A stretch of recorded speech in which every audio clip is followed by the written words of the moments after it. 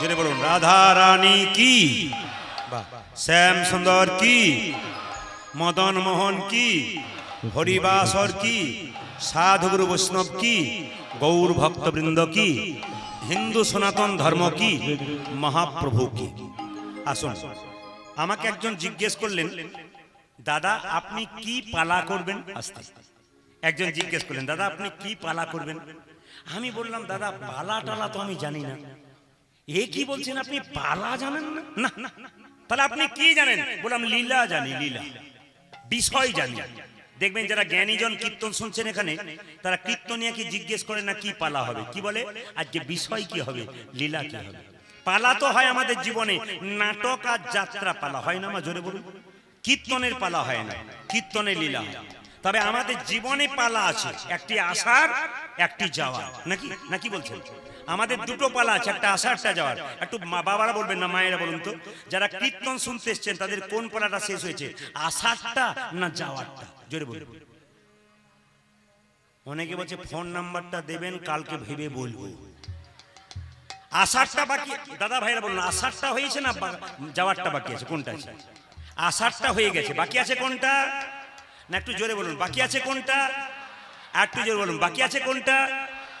এতই যদি বুঝছেন যে যাওয়ারটা বাকি আছে, তাহলে সাদা চুলে গোদরেজ নিচ্ছেন কেন? যদি এতই বুঝছেন।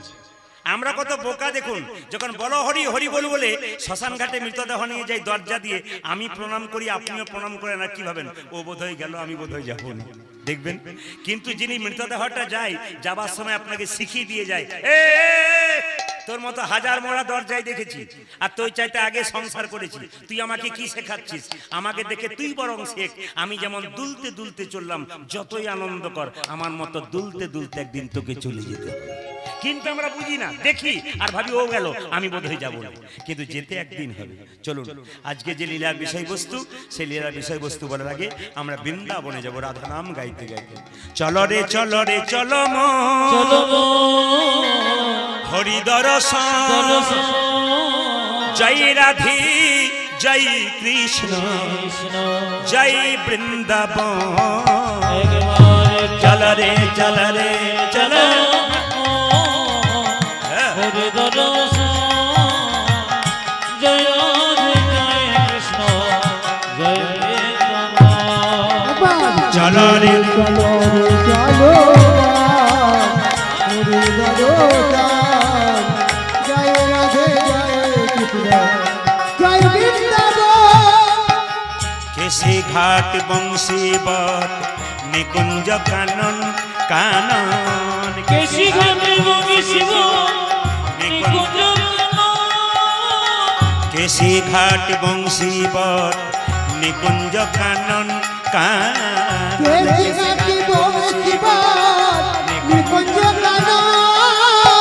যেথায় হোলি খেলে আমার শ্রীনন্দের নন্দন, যেথায় হোলি খেলে আমার শ্রীনন্দের নন্দন, ও যে যেথায় হোলি খেলে আমার শ্রীনন্দের নন্দন, যেথায় হোলি খেলে আমার শ্রীনন্দের নন্দন।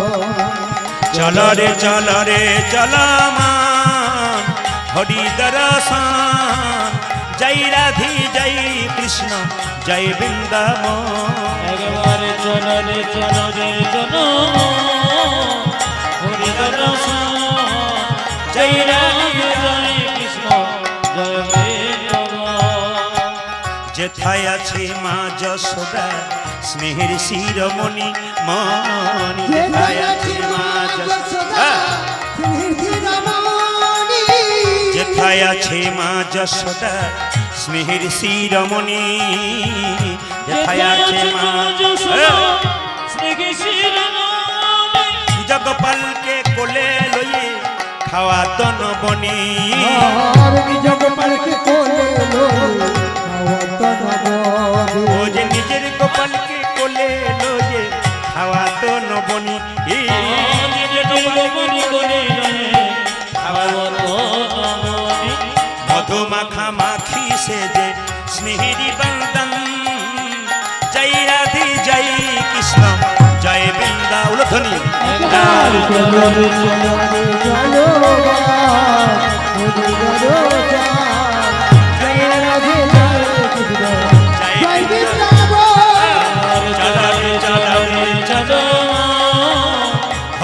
बरसाए। जय राधे जय कृष्ण जय वृंदावन, जय राधे जय कृष्ण जय वृंदावन। সুন্দর লাগছে আপনাদের পরিবেশ। পুরুলিয়ার প্রত্যন্ত গ্রাম্য এলাকা। আমি যখন কীর্তন করতে ঢুকলাম তখন দেখলাম প্রত্যন্ত গ্রাম্য এলাকা। এরা আমাকে বলছে দাদা একবারে পুরো অজ গ্রামে তুমি এলে আছি, কিন্তু অজ গ্রাম নয়, সবচাইতে ভালো পরিবেশ গ্রামেই হয়। কেন বলুন তো? শহরের মানুষ কীর্তন শোনে স্টাইলের সঙ্গে, কিন্তু গ্রামের মানুষ যারা হয় কীর্তন শোনে খুব ভক্তির সঙ্গে। আজকে ভক্তিকে সঙ্গে করে আপনারা এসেছেন, আপনাদের চরণে কোটি কোটি দণ্ডবত প্রণাম জানিয়ে শুরু করলাম আজকে লীলার বিষয়। আপনারা সবাই জানেন, তবু ছোট করে গাইব, তার মধ্যে তত্ত্ব দিয়ে তত্ত্বগুলোকে প্রতিবারে নতুন নতুন সাজিয়ে দেবো। একটু মন দিয়ে শুনবেন। লীলার বিষয়বস্তু ভগবান শ্রীকৃষ্ণের কালিয়নাগ দমন। এখন কথা হচ্ছে, আপনাদের ভেতরে একটা করে সাপ আছে। ও মাইরা, এই সাপটার নাম কি? কাম। এই সাপটার নাম কি?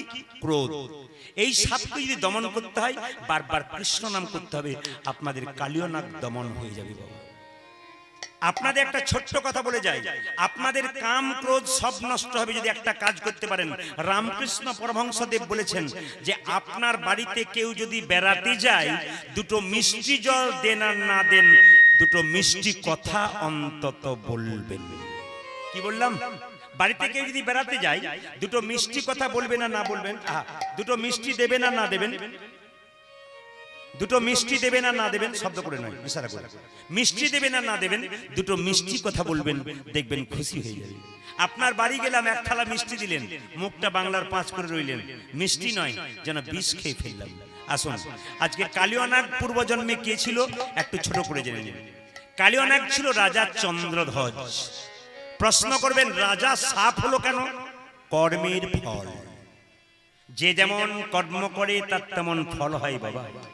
মানুষ কুলে জন্মগ্রহণ করে কেউ যদি মানুষের মতো কর্ম করে, পরের জন্মে সে আবার মানুষ হবে। মানুষ কুলে জন্মগ্রহণ করে কেউ যদি পশুর মতো কর্ম করে, পরের জন্মে তার আবার পশু কুলে জন্ম হবে।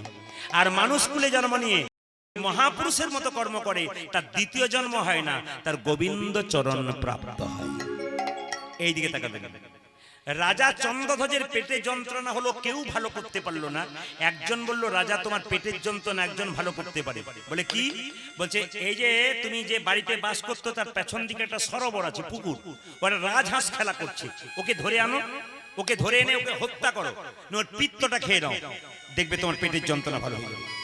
রাজহাঁসটাকে ধরে এনে রাজা যখন মারতে যাবে, রাজহাঁস চিৎকার করে বলল, মহারাজ আমাকে না মেরে যদি আপনার পেটের যন্ত্রণা ভালো হয় উপায় বলবো। বলে কি? না, আমাকে না মেরে আপনি যে সরোবর থেকে আমাকে ধরে আনলেন, ওই সরোবরের উত্তর দিকে একটা গাছের মধ্যে এক মুনি বসে আছে, মুনি। ওই মুনির চরণ ধোয়া জল তুমি যদি পান করতে পারো, তোমার পেটের যন্ত্রণা ভালো হয়ে যাবে। ও মাইরা, রাজা বলে কথা, একটা সোনার পাত্র নিয়ে গেল। সোনার পাত্র মুনিকে বলল, মুনি তোমার ডান পাটা এগিয়ে দাও। যখন ডান পাটা এগিয়ে দিল, দেখলো পুঁজ আর রক্ত। ছি, এই জল পান করতে। ও মুনিবর, তুমি তোমার বাঁ পাটা এগিয়ে দাও। বাঁ পাটা এগিয়ে দিল, মা, পুঁজ রক্ত তো রয়েছে, তার সঙ্গে ছোট ছোট পোকা কিলবিল কিলবিল করছে। রাজা সেই জল পান করলো না, একটা ভালো কাজ করলো, কি? মাথায় করে নিয়ে এলো নিজের বাড়িতে। রাজা চন্দ্রধ্বজের দুটো স্ত্রী ছিল, স্বামী। বৈষ্ণবের চরণধ্বজ জল পান করতে পারলে না, আমাদের দাও। দুজনে মিলে সেই জল পান করলো। আর মুনি তখন চিৎকার করে ছুটে এসে বলল, রাজা কি ব্যাপার, এ তুমি কি করলে? আমার চরণধ্বজ জলকে তুমি অপমান করলে, তোমাকে অভিশাপ দিলাম, তোমার যেন সর্পকুলে জন্ম হয়, তুমি হবে কালিয়নাগ। কেঁদে কেঁদে রাজা চন্দ্রধ্বজ বলল, হে মুনি, অভিশাপে যদি দিলে আমায় সাপে কুলে জন্ম আশীর্বাদ দাও, যেন গোবিন্দের চরণ লাভ করিতে পারি। বাবা, বৈষ্ণব যেমন অভিশাপ দেয়, বৈষ্ণব আশীর্বাদ দেয়। বলো, গো রাজা চন্দ্রধ্বজ, তুমি কালিয়নাগ সাপ রূপে জন্ম নেবে, তুমি যখন অভিশাপ পেলে সাপ হবে, আশীর্বাদ দিলাম, একদিন তোমার মাথায় ভগবান কৃষ্ণের নাচ হবে। এই জন্য কালিয়নাগের মাথায় বাবা কৃষ্ণের নাচ হয়েছিল ধীরে ধীরে। সবাই লক্ষ্য করুন, যে যেখানে বসে আছেন। আচ্ছা বলুন তো মায়েরা, সাপের মাথায় একটা চক্র থাকে না, এস চিহ্ন, জোরে বলবেন, থাকে না? ওটা কি বলুন তো? কৃষ্ণের চরণ চিহ্ন। আচ্ছা আচ্ছা, বাবারা বলবেন না মায়েরা বলবেন, সাপের জিভটা কাটা না গোটা? জোরে বলুন। কাটা। হাত দিয়ে দেখেছেন না দূর থেকে দেখেছেন? একবার হাত দিয়ে দেখবেন কাল, তারপর কি হয়। সাপের জিভটা কাটা না গোটা? আসলে কাটা। কেন কাটা বলুন তো? স্বর্গ থেকে গরুর তার মায়ের দাসিত্ব মোচন করবার জন্য অমৃত এনে বৃন্দাবনে কদম গাছের উপর রেখেছিল। সাপগুলো ভেবেছিল যদি একটু অমৃত মাটিতে পড়ে যায় ঘাসে, চেটে চেটে খেলে আমরা অমর হয়ে যাব। কিন্তু অমৃত পড়ে নাই, ঘাস চাটতে শুরু করেছে। ঘাস চাটতে চাটতে, ঘাসটার নাম ছিল এরকা ঘাস, ওই ঘাসে চাটলে জিভ আঙ্গুল কেটে যায়। জিভ চাটতে চাটতে জিভ দুটুকরো হয়ে গেল। তখন থেকে সাপেদের জিভ দুটুকরো হয়ে গেল। যেদিন কৃষ্ণ কালিয়নাগকে দমন করেছিল সেদিন কার জন্মদিন ছিল জানেন? দাদা বলায়ের জন্মদিন।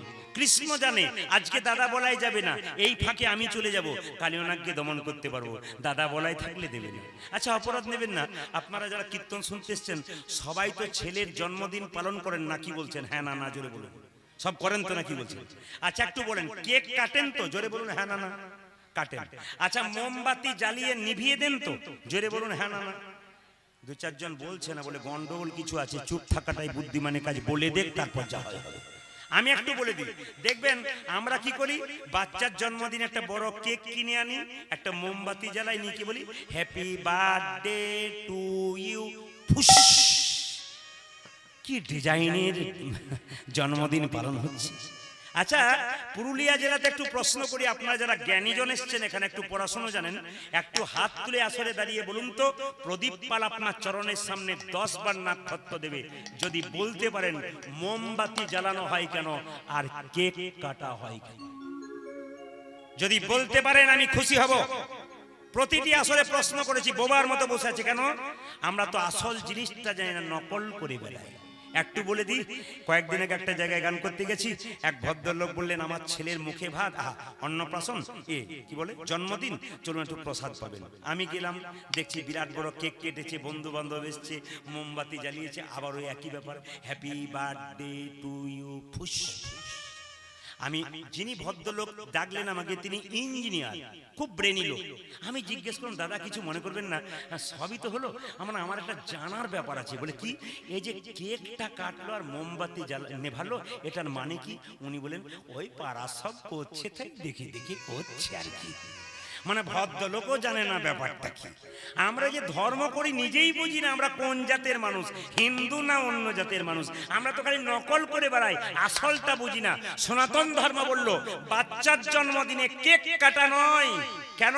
কেকের মধ্যে ডিম থাকে। আপনার বাচ্চা শুভ দিনে আপনি ডিম খাওয়াবেন কি? জোরে বলুন। তাহলে কেক যখন কাটেন, কেকের মধ্যে ডিম থাকে, ওটা শুভ না অশুভ হয়? মোমবাতি জ্বালিয়ে নেবাচ্ছেন বলেই তো মোটরসাইকেল চালাচ্ছে, হুশ করে প্রাণ চলে যাচ্ছে। কেন? মোমবাতি জ্বালিয়ে নেবাচ্ছেন বলে। সনাতন ধর্ম বলল পরমান্ন মানে পায়েস তৈরি করে ভগবানের চরণে দাও ছেলের জন্মদিনে। একটা তুলসী পত্র দিয়ে পারলে কোনো বৈষ্ণবকে ডেকে সেবা করাও, ওই প্রসাদটা ছেলেকে দাও, ভগবানের কাছে প্রার্থনা করো, হে গোবিন্দ এই ছেলে যেন ভবিষ্যতে আমার প্রসাদ ভোজি ভক্ত সন্তান হয়। বলবেন তবে তো দরখাস্তের বয়ানটা ভালো হবে, তবে তো পারমিশন পাবেন।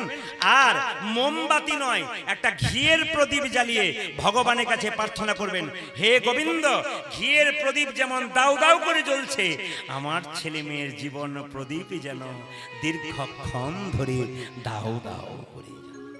এটাই তো নিয়ম, কিন্তু আমরা উল্টো পথে চলছি। আপনারা কেক কাটুন আর যা কাটুন, যেটা বললাম সেটা আপনারা করবেন। কালিয়নাগ বাস করে কোথায়? কালিদহের জলে। পদকর্তা বর্ণনা করছে, কালিন্দির একদহি কালী নাগ তাহে রহে।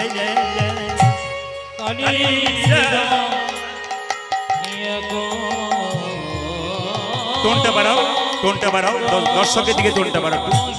হ্যাঁ,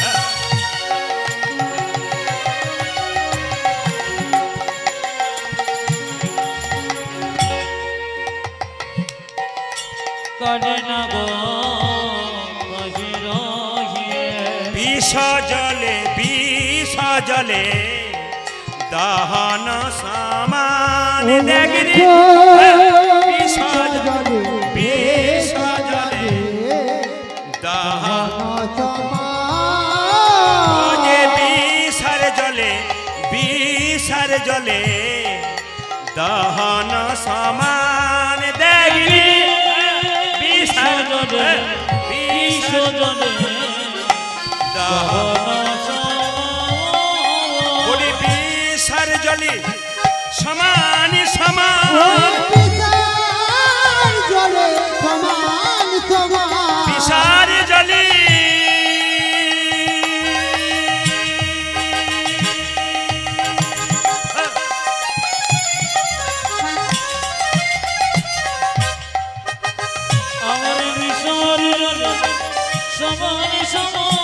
কালিনীদিরা এক দহে বিষার জলে সমান সমান কালিনীরা এক দহে ওরে বিষার জলে সমান সমান কালিনীরা এক দহে ওরে বিষার জলে কালিনীরা এক দহে বিষার ওই বিষার জলে সমান সমান বিষ জলে বিষ জলে দহন সমান।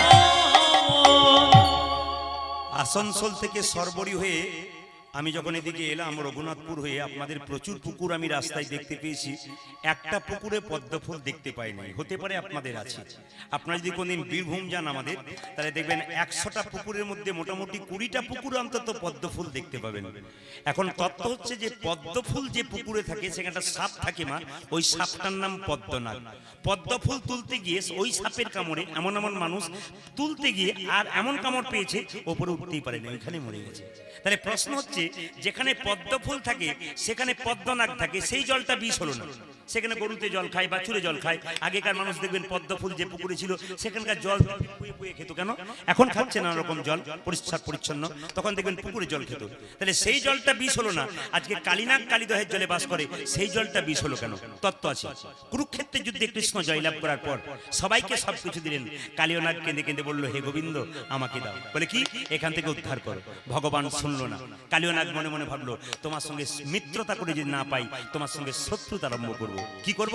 এই জলের মধ্যে এমন বিষ ঢালতে শুরু করব, এই পথ দিয়ে কোনো পশু পাখি পেরিয়ে গেলে তারা ছটফট ছটফট করতে করতে মরে যাবে। তাই কালীনাগ কি করলেন? সেইখানে এমন বিষ ঢালতে শুরু করলেন, সেই পথ দিয়ে কোনো পশু পাখি পেরিয়ে গেলে তাদের অবস্থা কেমন? পদকর্তা বলছে, তাহারও পরিবাই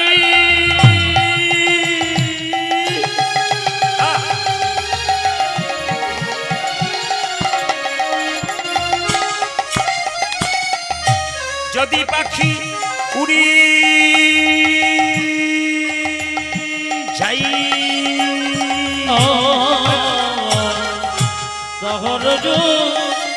পরে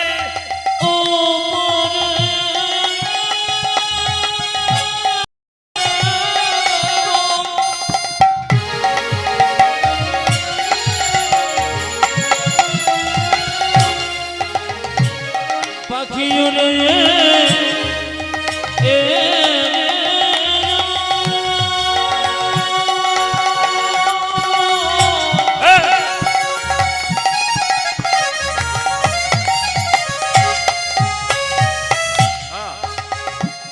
পাখি উড়ে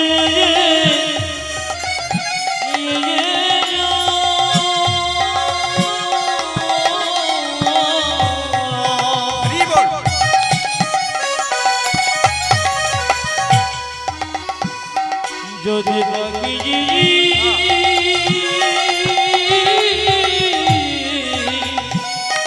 ওরে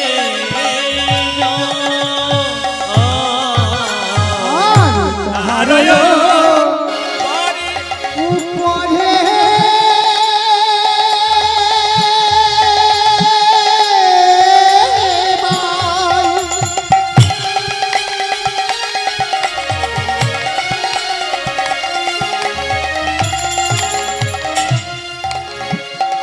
যদি পাখি উড়ে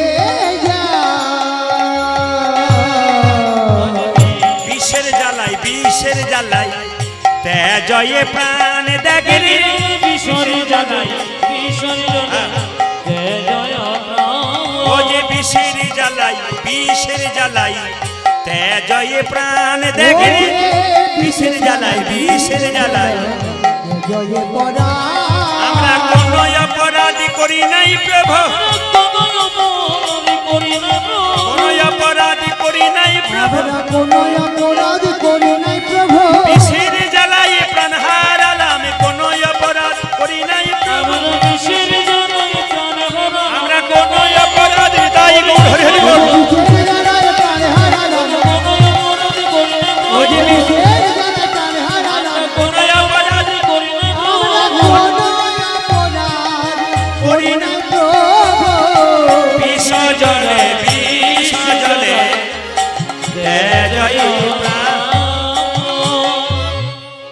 অনেকে প্যান্ট শার্ট পরে কীর্তন শুনতে এসছে বলে আপনারা ভেবে নিয়েন না যিনি ভক্ত নন। অনেকে মালা তিলক নিয়ে কীর্তন শুনতে এসছেন, ভেবে নিয়েন না ইনি ভক্ত নন। আবার যারা প্যান্ট শার্ট পরে থাকে তারাও ভক্ত হয়।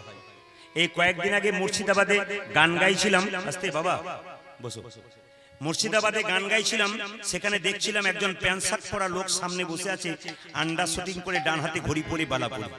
তা আমি ভাবলাম কীর্তনের আসরে এরকম করে বসে আছে, এটা ফজকে লোক বটে, এ তো কীর্তন কি শুনবে, সামনে এমন ভাবে বসে আছে ঢং করে। কিন্তু কীর্তনের পরে বাসায় গিয়ে আমাকে এমন প্রশ্ন করলেন, আমার মাথাটাকে ঘুরিয়ে দিলেন। তখন আমি বুঝে নিলাম না না, এ বাইরের চেহারা দেখে বোঝা যায় না কার ভেতরে কি আছে। এই জন্য আপনারা বুঝতে পারবেন না, বাচ্চা ছেলে কীর্তন শুনছে কিন্তু সে যে কত বোঝে আপনি হয়তো অতটা বুঝতে পারেন। এই জন্য বোঝা যাবে না কে কোথায়। এই যে লক্ষ্য করুন, কালিয়নাগ কত বড় ভক্ত, সে জানে আমি বিষ ঢালবো, পশু পাখি ছটফট করে মরবে, তোমার নাম করতে করতে মরবে, তুমি এখানে ছুটে আসবে, কোথাও যেতে হবে না, আমি এখানে বসে চরণ পাবো। বাবা আপনারা সবাই জানেন যে রামের সবচাইতে বড় শত্রু রাবণ ছিল, কিন্তু রাবণের মতো বড় ভক্ত আর কেউ ছিল না। প্রশ্ন করবেন কি করে, প্রমাণ দিয়ে দেবো। রাবণ 10,000 মেয়েকে বিয়ে করেছিল, তারপর মন্দোদরীকে বিয়ে করেছিল। একদিন রাবণ যখন সীতাকে হরণ করলো, মন্দোদরী চিৎকার করে বলল, স্বামী এইবার তোমার অধঃপতন শুরু হয়েছে। মায়েরা খুব ভালো করে শুনে রাখুন, স্বামী যদি বিপথে যায়, স্বামী যদি অন্যায় করে, সেটা যদি আপনি ধরিয়ে দিতে পারেন তবে আপনার সংসার সংশোধন হবে। আর আপনি যদি মনে করেন ও অন্যায় করে টাকা আনছে, ভালো হচ্ছে, আপনি একদিন এমন অন্ধকারে পড়বেন, এমন দুঃখে পড়বেন, আপনি ভাবতেই পারবেন। কারণ আপনার ছেলে মেয়ের উপরে সে অভিশাপটা বর্ষণ হয়ে যাবে। ওই জন্য মা যদি ভালো হয়, সন্তান ভালো হবে। স্বামীকে সোজা পথে আনার দায়িত্ব একমাত্র মায়েদের। কেন? আপনারা মহামায়ার দল, আপনারা মহামায়া, যোগমায়া, আপনারাই পারেন পরিবর্তন করতে। প্রমাণ দিয়ে দিন। এখন দেখুন, যেই না বলেছে মন্দোদরী, স্বামী এবার তোমার অধঃপতন শুরু হলো, বলে কেন? তুমি ভগবানের বউ চুরি করলে, তুমি সীতাকে চুরি করলে, তোমার লজ্জা করে না? রাবণ মাথা নিচু করে বসে আছে। মন্দোদরী বলল, আমি জানি তোমার উত্তর দেবার কোনো ক্ষমতা নাই, তুমি ভগবানের বউ চুরি করেছো, মাথা নিচু করে বসে আছো। সঙ্গে সঙ্গে রাবণ বলল, মন্দোদরী সীতা আমার মা। চুপ করো, তোমার এই পাপ মুখে আমার ওই কথাগুলো শুনতে ভালো লাগে না। সীতা তোমার মা?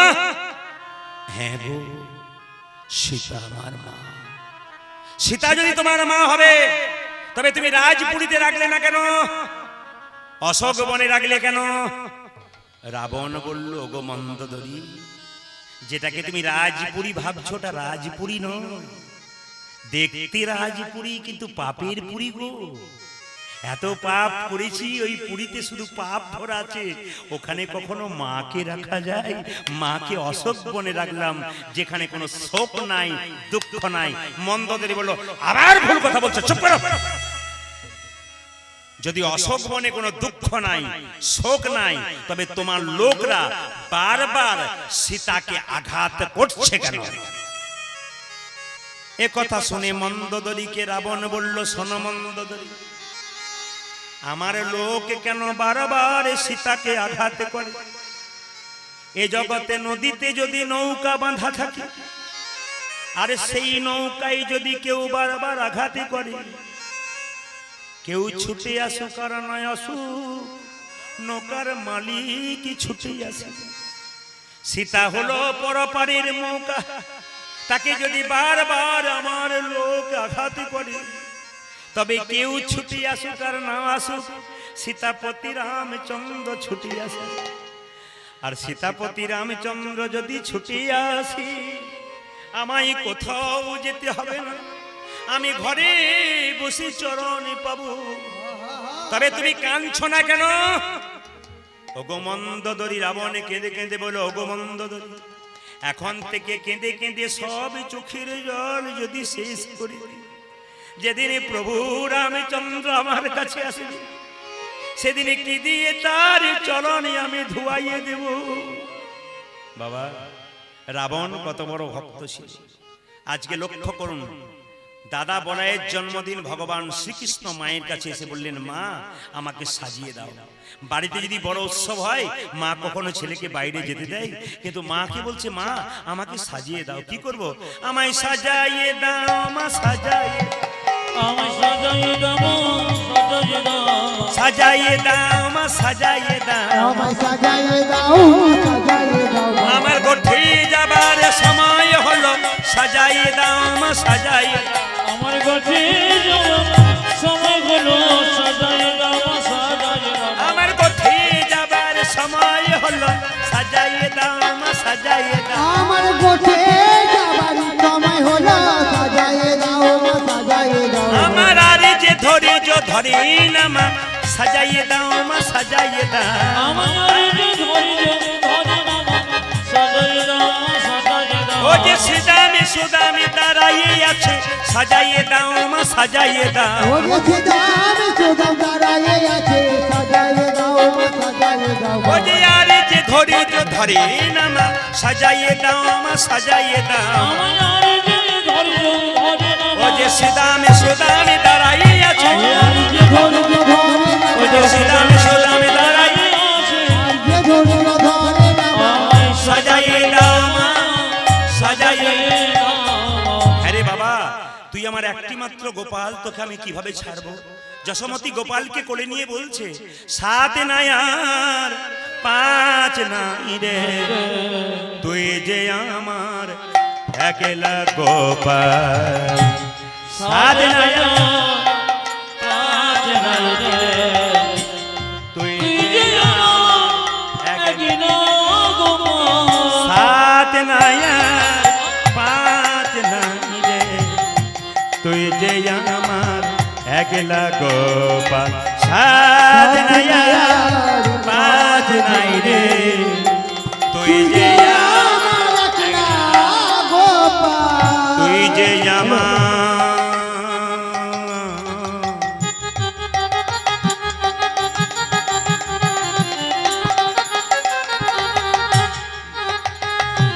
তুই ওরে গোপাল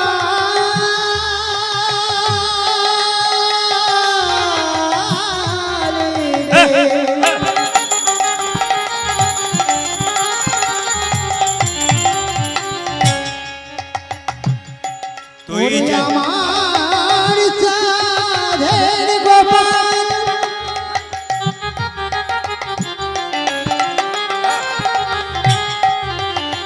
ওরে গোপাল রে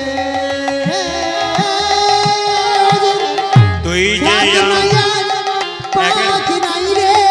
সাত নাইয়ার পাঁচ নাই রে সাত নাই আর পাঁচ নাই আর তুই যে আমার একলা গোপাল তুই যে আমার একলা গোপাল তুই যে আমার একলা গোপাল তুই ছাড়া আর কে আছি বল তুই যে আমার একলা গোপাল তুই ছাড়া আর কে ও যে সাত নাই আর পাঁচ নাই রে তুই যে আমার একলা গোপাল সাত নাই আর পাঁচ নাই রে তুই যে আমার একলা গোপাল বেশ বেশ বেশ বেশ তুই যখন যাবো বলছিস তোকে যাওয়াচ্ছি একটা কথা বাবা একটু মন দিয়ে শুনে কীর্তন শুনতে গেলে ভক্তের প্রথম বৈশিষ্ট্য কি ধৈর্য যার ভগবান তার ধৈর্য যার নাই ভগবান তার নাই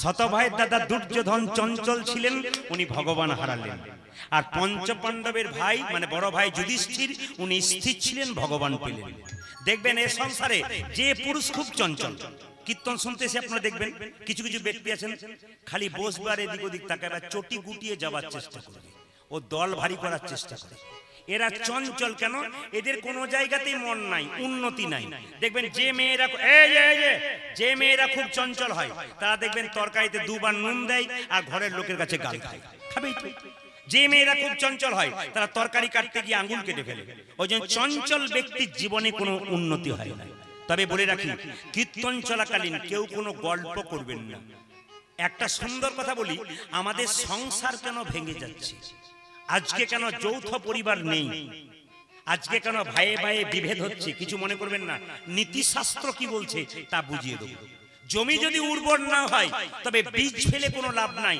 সেরকম সংসার যদি সুন্দর না হয় কীর্তন শুনেও লাভ নাই হরিনাম শুনলেন আর বাড়িতে গিয়ে আবার কিচির মিচির করে ঝগড়া আরম্ভ করলেন, ও হরিনাম গোটাটাই নষ্ট হয়ে গেল। দুধ যেমন নষ্ট হয়ে গেলে টক হয়ে যায়, ও আর খাওয়া যায় না, ঠিক সেরকম হরিনাম শুনলেন আর বাড়িতে গিয়ে ঝগড়া শুরু করে দিলেন, আপনার হরিনাম শোনা কোনো লাভ হবে না।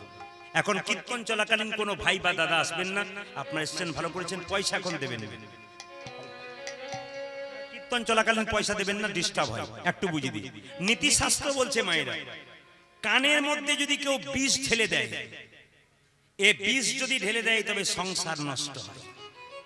বলুন তো দাদা ভাইরা, সংসার আমাদের নষ্ট হচ্ছে কার জন্যে?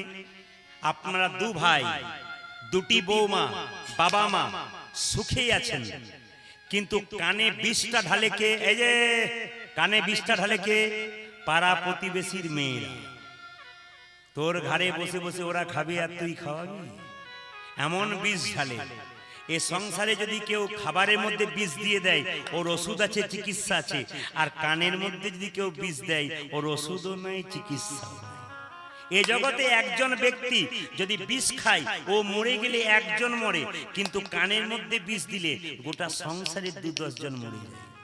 একটু দেখুন আপনারা পরীক্ষা করে, রাজা দশরথ দিব্যি রাজত্ব করছিল, কিন্তু সেই সময় হঠাৎ বলল আর রাজত্ব করব না, এবার রামকে রাজা করব।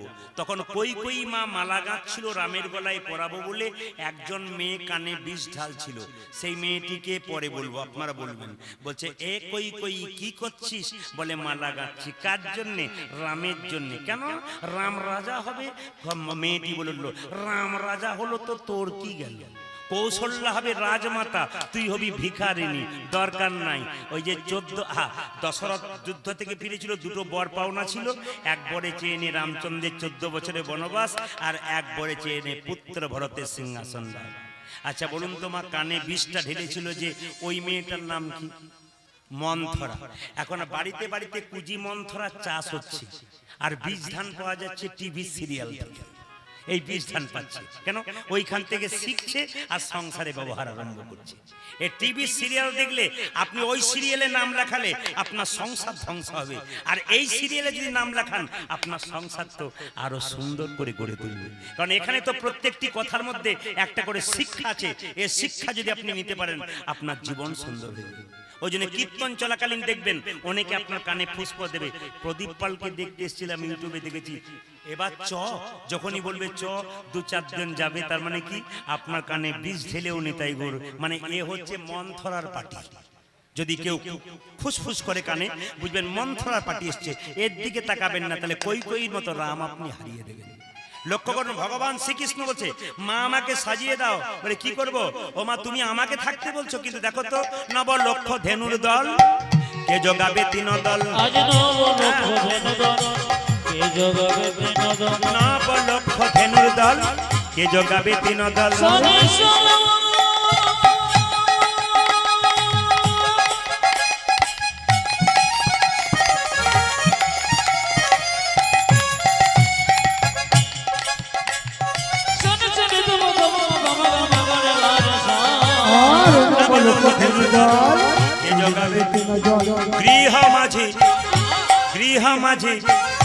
গৃহ মাঝে রহিতে না পারি, তোমার গৃহ মাঝে রহিতে না পারি, ঘরে রইতে পারি না, ঘরে রইতে পারি না। ভক্ত যদি আমায় ডাকে ঘরে রইতে পারি না, ভক্ত যদি আমায় ডাকে ঘরে রইতে পারি না। ও যে ভক্ত যদি আমায় ডাকে ঘরে রইতে পারি না। ভক্ত যদি আমায় ডাকে ঘরে রইতে পারি না। গৃহ মাঝে রহিতে না পারি, তোমার গৃহ মাঝে রহিতে না পারি। কৃষ্ণ বলল, মা আমি ঘরে থাকতে পারবো না। কেন? নবলক্ষ ধেনু দল অপেক্ষা করেছে। মা আমাকে সাজিয়ে দাও। কিভাবে? কি করবি তুই? মা গই আমি চড়াবো বাছুর, মা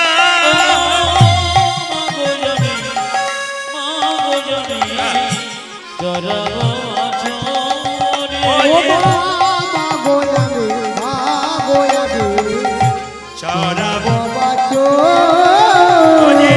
পরাইয়া দেহ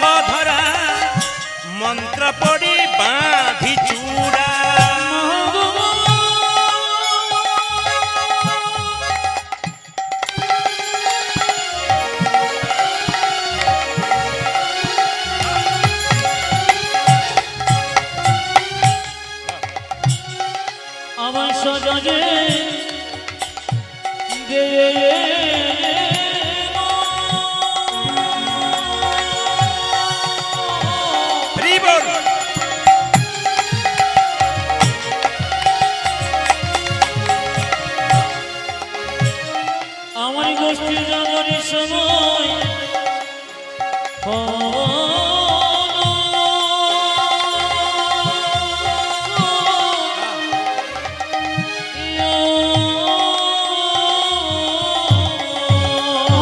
আর পলাইয়া দেহ ধরা মন্ত্র পড়ি বাঁধরা চরণেতে চরণেতে পরাহন পূর্ণিমা চরণেতে চরণেতে পরাহন আমায় সাজাইয়ে দাও মা সাজাইয়ে দাও মা আমায় সাজাইয়ে দাও মা সাজাইয়ে দাও মা সাজাইয়ে দাও মা সাজাইয়ে দাও মা সাজাইয়ে দাও সাজাইয়ে দাও আমার গোষ্ঠী যাবার সময় হলো সাজাইয়ে দাও মা সাজাইয়ে দাও মা গোকে যাবার সময় হলো আমায় সাজাইয়ে দাও মা